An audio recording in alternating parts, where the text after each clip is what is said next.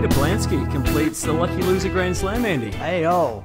Peter Polansky, that a kid. There you go. 4 in a year. 4 in a year. That's a good thing to be known for. Yeah, it is. I looked into that a bit today because I was curious as to how exactly it worked. And people that lose in the last round of qualifying for a major event, then they take the top 4 highest ranked players. Yep. And then they draw however many they need from that. Okay. And so Polansky's obviously, his ranking is right there. It's like hovering around 110, 120. So he's always going to be in that top 4 if he loses, which he has done at every Grand Slam this year.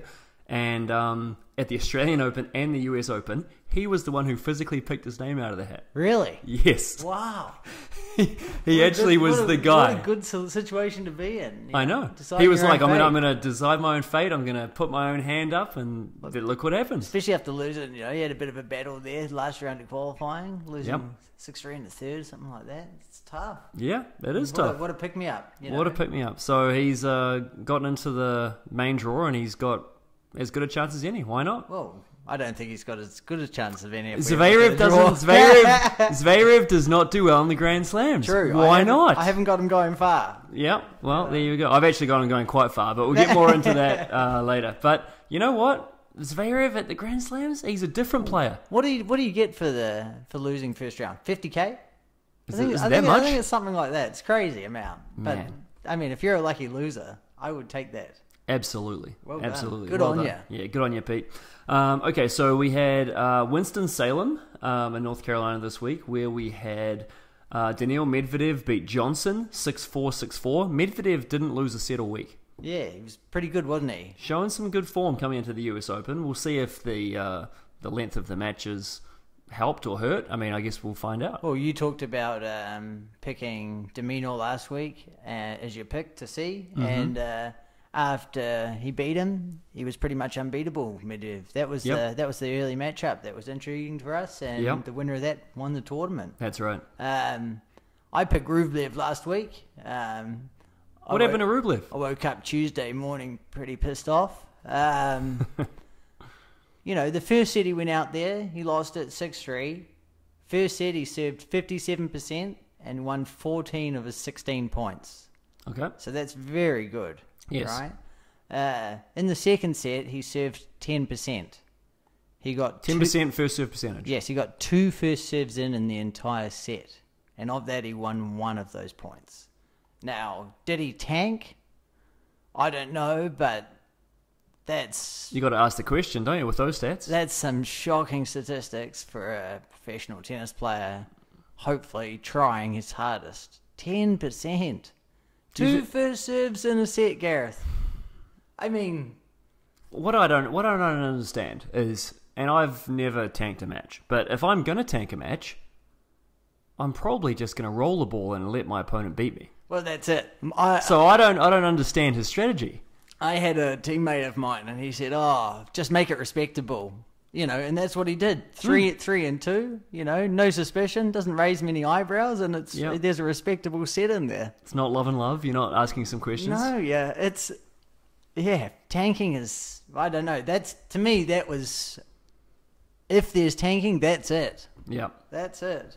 On the women's side, we had Sabalenka beat Suarez Navarro in New Haven. What was interesting and caught my eye was Suarez Navarro had a great first round. She beat Barbara Strakova, who was the 8th seed, 7-6, 6-4. Yeah. And then she had a walkover over Johanna Konta. She was up 6-3 on Petra Kvitova, who then retired. 4-all against Monica Puig, who then retired. 3 matches in a row. Are these players saving energy once they've lost a set, or are they just... I don't know. What? It was listed here as... I mean, they've got the injuries listed. So, Johanna Konta had a viral illness, didn't even take the court. Kvitova had a left shoulder injury. Puig had a left abdominal injury. See, I have a thing with this. There's a lot of walkovers. There's a lot of lucky losers. Yep. I think there's far too many. I think if you pull out, you shouldn't be allowed to play for multiple of weeks afterwards. There's got to be some type of stand-down period. If you're sick or injured and you can't finish or complete a match, what's your stand-down? I don't want to see you there next week playing. Like, what's it for those fans that have paid the tickets to go and watch? What if you do have a legitimate, like, you roll your ankle, you've got an injury, and then, you know, the US Open's in 5 days, so you got to strap it up and go, right? Maybe.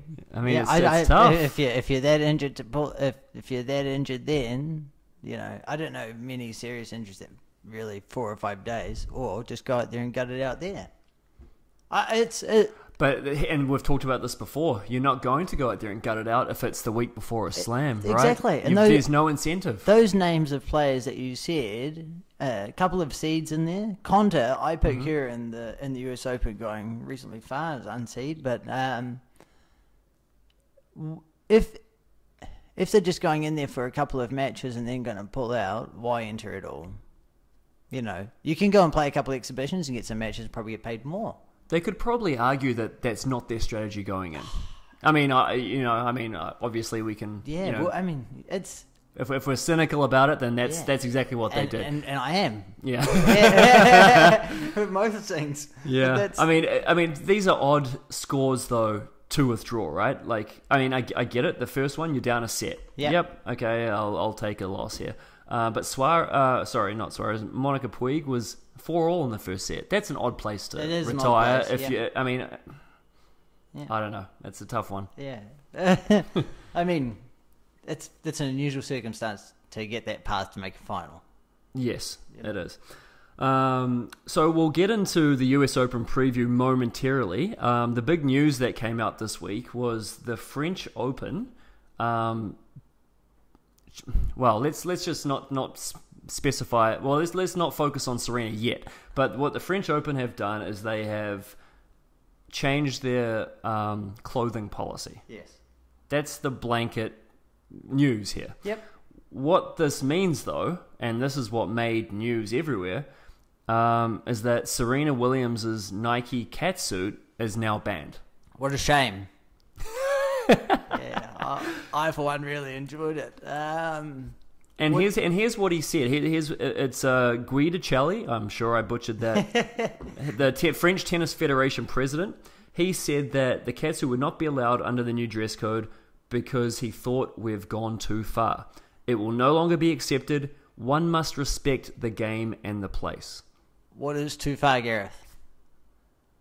That's a good question. Yeah. I mean, I guess we can argue how far do we go in one direction, but also where do we draw the line on the censorship here? Well, some of the belts that I see them wearing aren't really skirts, but you know, I'm not one to complain either, right? But well, where do you draw the line with Nadal's shorts? Do we start getting out the measuring tape and saying you can only go so far up your thigh? I mean, where do we draw the line here? Yeah. It's tough, right? Well, especially, you know, an entire suit is one thing, but yoga pants are coming into play worldwide. I'm surprised that hasn't been more involved in tennis, the yoga pants. Yeah, I'm sure it will be if they played in slightly cooler conditions and, you know, it suited. But that's something that's, you know, half of a catsuit, should we say. Yeah, well, it is, yeah. And then what are you doing about the top half? So, you know, what you can't have a matching outfit. I mean, Serena said, when it comes to fashion, you won't be. I don't want to be a repeat offender. Yes. You know, so it doesn't seem like she's going to be pulling out the catsuit in the future. No, and look, I don't think she's obviously not too upset about this, but it just comes across to me that they're making these rules. I mean, when we were younger, you couldn't wear sleeveless shirts. Yes. And they've altered their stance on that. But now this sort of seems like they're taking a step back. And what Andy Roddick came out and said was, this is so dumb and short-sighted it hurts. Sometimes it'd be nice if the sport got out of its own way. Would you see this? See, I don't believe you'd see the same ruling at the US Open, because the US Open is a lot more about the flair. And, yes, you know, you'll see the black dresses with the sparkles and, you know, etc. French Open, you're not going to. No. Wimbledon, you're not going to. I think there's a little bit, you know, you might say history or tradition. Yeah. They're certainly the two stuffier Grand Slams. The French sure. Open and Wimbledon. For sure. Australian Open, you're seeing bright colours, and, you know, US Open, as I said, at night, you're always seeing Federer in the black. Yeah. You know, And the crowd is roaring. Yeah, and that's what you want. It's all about that, atmosphere. That's the direction I believe tennis should be moving in, 100%. as opposed to these traditional. We've got to cover up. You've got to be decent looking. No, let people wear what they want. Yeah, I'd like to see within reason, flair and creativity. Yes, I mean, I wasn't one to wear the Nadal 3/4 back in the day. No, and, 3/4 pants weren't for me. In university, they did make us wear, or not make us, we had the option of wearing a muscle shirt, so I did occasionally flex the guns in that. Did you? Yeah, but I would have liked to have seen that, Andy. Occasionally just as a joke or in a warm-up, so... Yeah. Carry on, Yeah. sorry, beside the point. Distracted myself with my muscles. Look, I'll end this conversation with, I don't think it's the right... I agree with Andy Roddick, I don't think it's the right direction to be going. I don't think we should be censoring outfits where players are trying to show their personality, their creativity. 100%. I don't like it. Okay, so US Open preview, what do you like? What do you see in the draw? Well, I see a few things. Let's just talk about this. Patty Schnyder, 39 years old. Mm-hmm. A name from the past. Yeah, well, she made the third round in 1997 in her debut. So she's an old one, you know. 21 years ago. Yeah, 39 years old. So she's the oldest qualifier of a Grand Slam ever. That's fantastic. I think that's a bit of something to mention. It is. She's coming back after having a child. Yep. And seems to be really enjoying the game in all interviews that I read. So it's good on her. Absolutely. David Ferrer says it's going to be his last US Open after his upcoming loss to Nadal, obviously. Yes, obviously. Tough first round matchup, but someone... He even said something like, "Oh, it's going to be an honor to play my last match against Nadal." It's like, come on, man, give yourself a chance. Well, I think why wouldn't you want to go out there and play against a favorite on the biggest court at a Grand Slam? At your last Grand Slam, that you're going to play there, you're going to go out on the main court. Yep. What a thrill. Absolutely. What else? I think Venus and Serena possibly meeting in the third round would be great to see. Is that right? Two sisters in their 30s battling it out. Yeah, that would be nice. That would be a nighttime match for sure. Excellent. Let me go through my picks to sort of get far in the tournament. So, and I believe there's probably maybe 10 players that can actually win this tournament. All right. Maybe if if things open up for them. 10 men players.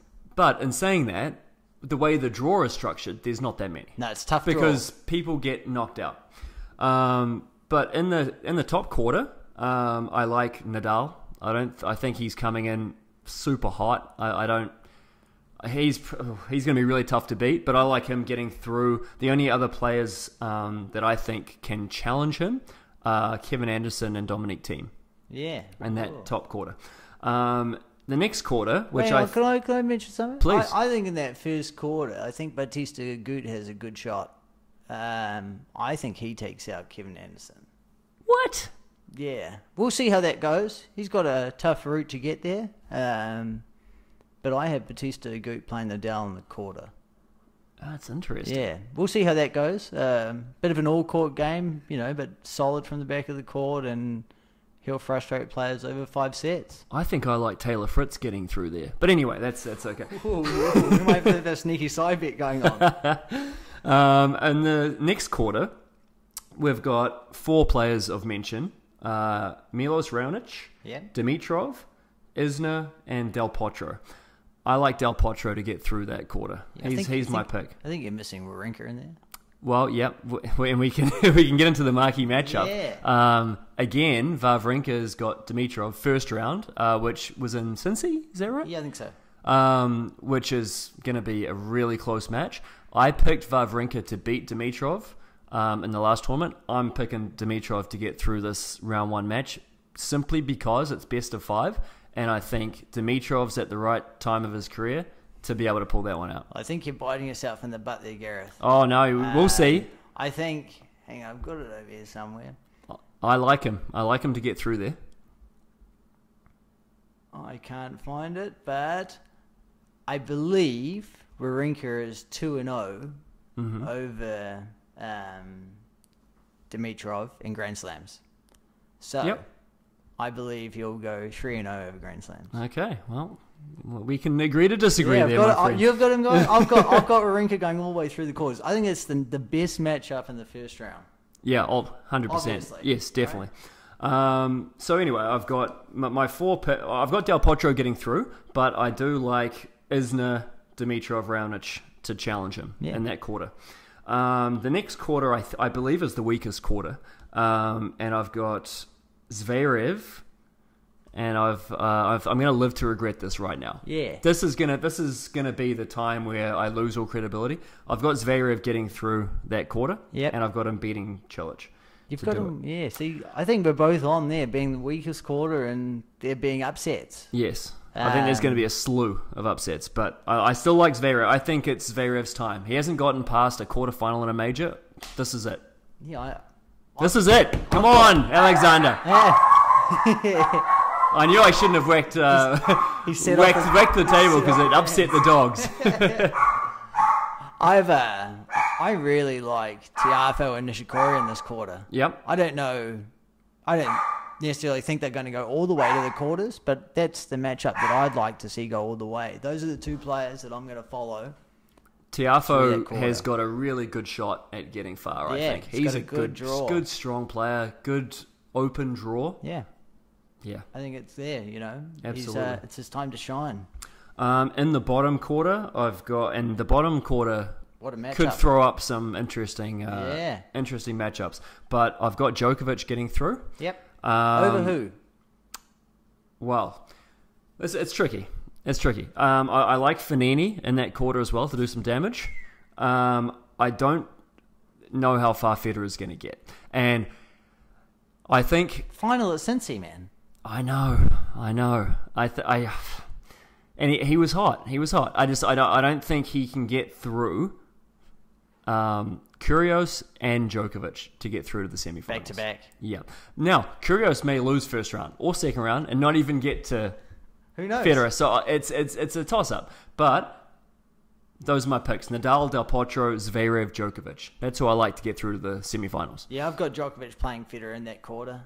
I think the matchup is that previous couple rounds is Federer-Kyrgios. Mm-hmm. I think it's the one we all want to see in a Grand Slam early. Yep.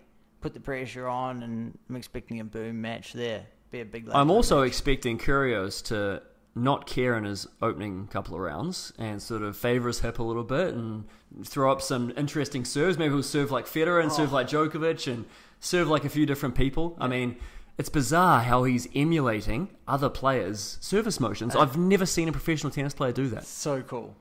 But it's something. Do I want to see it from kids that I'm teaching or whatever? Who knows? I'm not.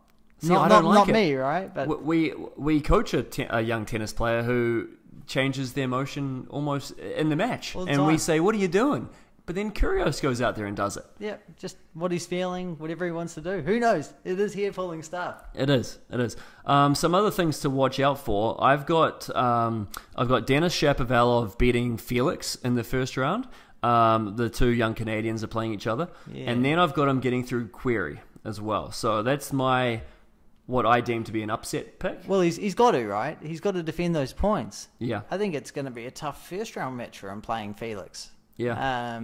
Absolutely. It's going to be a challenge. I think the odds are out of shape there. Felix is like $3.30 to win. Wow. I think it should be closer to even money, but rankings and opinions of players have a lot to do with what they're paying. And well, they're great friends. They know each other very well. So it will depend on the day a little bit, because you can throw some of those metrics out the window when you've got two players who know each other's games inside and out, play with each other, all coming up through the juniors. 100%. Yeah, they're great friends. Yeah, and I think this summer Felix has done really well. He has done very well. Performed well in Toronto. Yep, absolutely. Can I give you some underdog picks? Please, and I've got one for you too. Oh, Gareth, this is a good one. Okay. All right, so I like Gilles Simon over Lloyd Harris. Lloyd Harris qualifier. He's had some good results in the past few weeks, but I think Simon, best of 5, top 100 player for the past 10 years, has got him. Yep. That's W money odds. Wait, Gilles Simon's W money odds to win that game? Yes. How? New Zealand TAB. No idea. That's one that I see as underdog and, well, not even underdogs. That doesn't make it. So, hang on. Lloyd Harris is the favourite to win that match. Yeah. I don't understand that. What are you doing, Just TAB? wait. I've got a few, man. Do you know something we don't? What's happening here? Do you have the inside running? Just wait. They must do. They must do. This is my redemption episode. Okay. Kukushkin? Yes. How good is that? Over Noah Rubin. Okay. Kukushkin again, solid top 100 player. He's Yep. playing Noah Rubin. It's a wild card. Double your money. Yep, I like that. Not bad. You know, I think that's a... Kukushkin had some good results earlier in the summer too. Yeah, and if you're playing a wild card in the first round of a Grand Slam, you take it. Yeah, absolutely. I think Troike's a good option over Tennis Singren. Yeah, all right. 3-1 odds. 3-1. That's pretty good to me as well. That is pretty good. I just think, you know, Tennis If he Singren, keeps his head. Yeah, but... I love those YouTube videos where Troike goes crazy. Yeah, but he is one of those players that's very emotional out there Yep. and rants and raves to the umpire. And Oh, give it a good crack. Why not? And I think both guys are, you know, career, we'll say journeyman. They're probably, you know, between 30 and 100 in the world for their entire Very career. evenly matched. I think Troike had a bit of a performance enhancing drug suspension. Oh, did he? Yeah, I think. Okay. Think. Anyway. Yeah, stop taking drugs, Troike. Next player. I haven't picked Haas often. I'm not a fan of him. Right, Robin. Yep. Robin Haas. Tommy, he's done. You like him though now because he's got a bit of momentum. No. No, you don't like him. I think he's due for a loss early. Oh, right? come on now. Mackenzie McDonald, Yep. former NCAA Division I champion. He's got a wild card in there. I think he's going to put up a good fight, and 250, that'll do me. I think you're wrong on that one. Yeah. I'll take the other one. So that's probably, you know, Robin Haas might be paying good odds there. I think Yep. he's about 150. Mm-hmm. I think Mackenzie McDonald, he's had quite a good summer since Wimbledon, and playing a second Grand Slam. We'll see how he goes. Perfect. One more, sorry. Yep.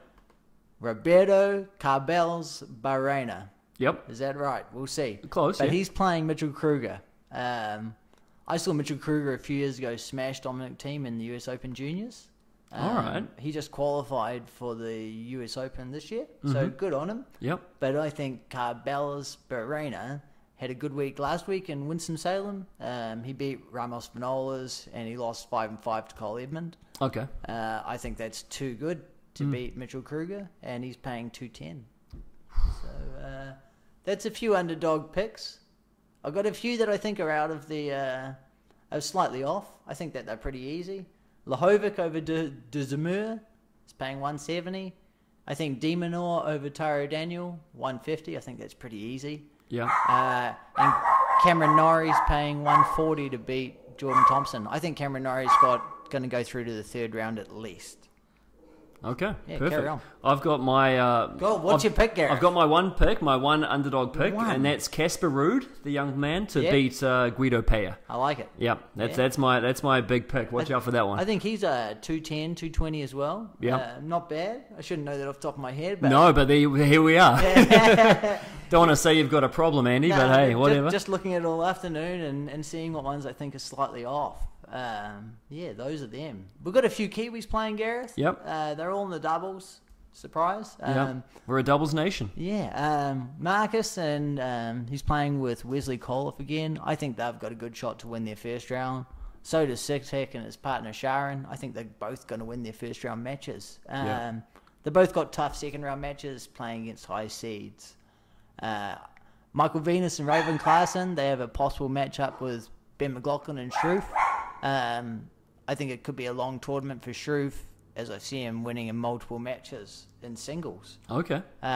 So Who are the top teams in the double? Like who are the teams to beat? Because I saw is it Mike Bryan that's out? yeah, Mike Bryan's out. He played with or was it? No, I think No, Bob Bryan's out. Mike Sorry. Bryan's playing. Yep. He played with Jack Sock. I think they're playing again with each other. Okay.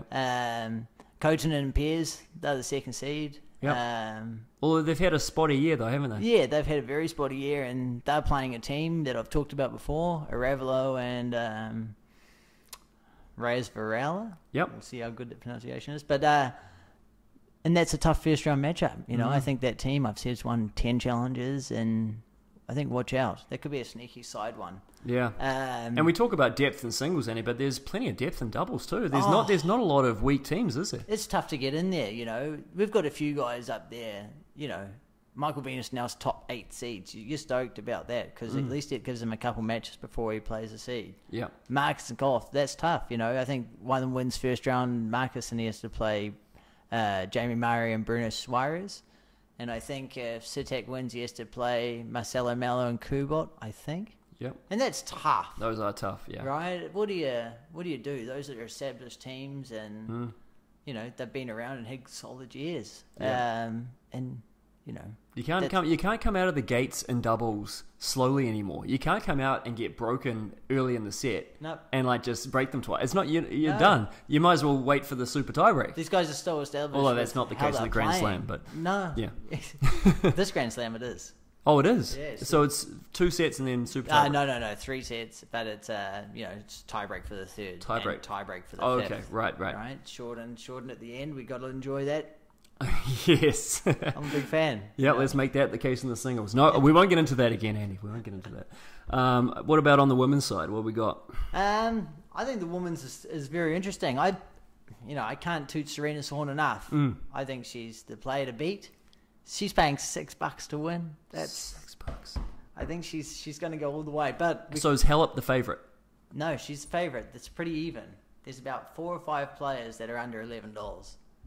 Oh, but Serena is the favourite at $6. Yeah. Okay, so sorry. There's 4 or 5 players like $6, $8, $10, $11, $12. Yeah, right. Really good options. I got Serena playing Magruza in the quarter, in the top quarter. Yep. I think Serena beats Hallop pretty handily. I think she's just way too powerful.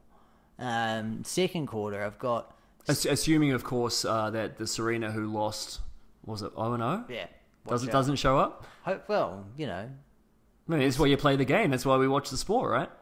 I think those tough players are tough to beat in the big stadiums. They've been there before. Mm-hmm. We talked about that before. But she's a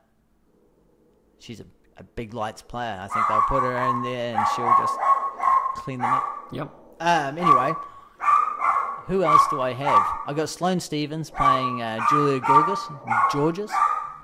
Boys, hey. There we go. How good are you? Had to be quiet. Had to quieten up the dogs. Listen to Daddy well. Anyway, Stephens playing Julia Gorgas. Yep.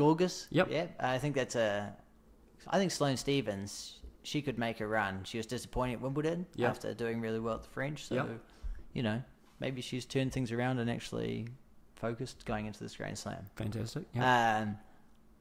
I think the next quarter's tough. I like Sharapova to play Madison Keys. Mm-hmm. Sharapova hasn't really done much since her I was going to return. say, she's been up and down, hasn't she? Yeah. I think being back in New York, something that will excite her. Who knows, really? I think she's a mixed bag. But I think if she gets a few games under her belt, she could be a force to be reckoned with. She's probably coming to the end of her career, wouldn't you say? Yeah. I don't have it in front of me how old she is, but I feel like she's on the downturn. Having that break and, might extend her career. We look at Patty Schnyder. She had a few years off, had a kid. Serena didn't have a kid. Sharapova didn't have a kid, but she had a decent break there from tennis. There's no way Sharapova's playing at 39. There's no way she's grinding through qualifying. Oh, hell no, she's not playing at 39. But Patty Schnyder was a very good player, but she didn't have the illustrious career that Sharapova's had. A lot of articles that I've read this week said that she fell out of love of the game and didn't enjoy traveling or training or playing. I can completely understand that. After she had her child, she just wanted a way to lose weight, and she realised that she couldn't stay still for over 2 months. Is that right? That's interesting. She just started travelling, and she trained, and she played a few small tournaments, had some results, and now she's top 200 in the world. So fantastic. No pressure on herself, and she's enjoying it. Maybe that's the secret to some of these players, 100%. And I think a lot of people who,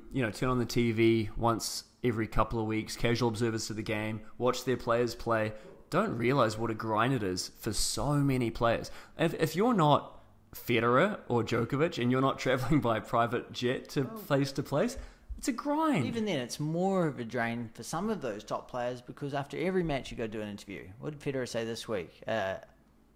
Do I have to give an interview after beating someone 6-2, 6-2? Yeah. I don't need the publicity. These other guys, they might need it. I don't need this fuss. No. You all know far too much about me to begin with. Exactly. It's so invasive. And I can't believe more people don't blow up at the media. Yeah. You know? And every time it happens, somebody says something like that, it makes news. Well, sometimes less is more. Yeah. Right? It is. I agree. Okay, what else have we got? I don't know. I'm pretty good. I'm really excited to see how some of these first round matches go in the coming days. Yep.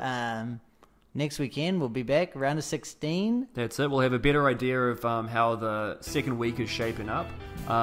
So, yeah, we'll be back next week. Find us on iTunes, Stitcher, of course, on YouTube. Thanks for watching. If you do want us to discuss a certain topic, please reach out on YouTube, Instagram, or Twitter. We are Two Guys Talk Tennis. I'm Gareth. That's my man, Andy. Yo. If you like the cut of our jib, please subscribe, rate, and share. See you next week.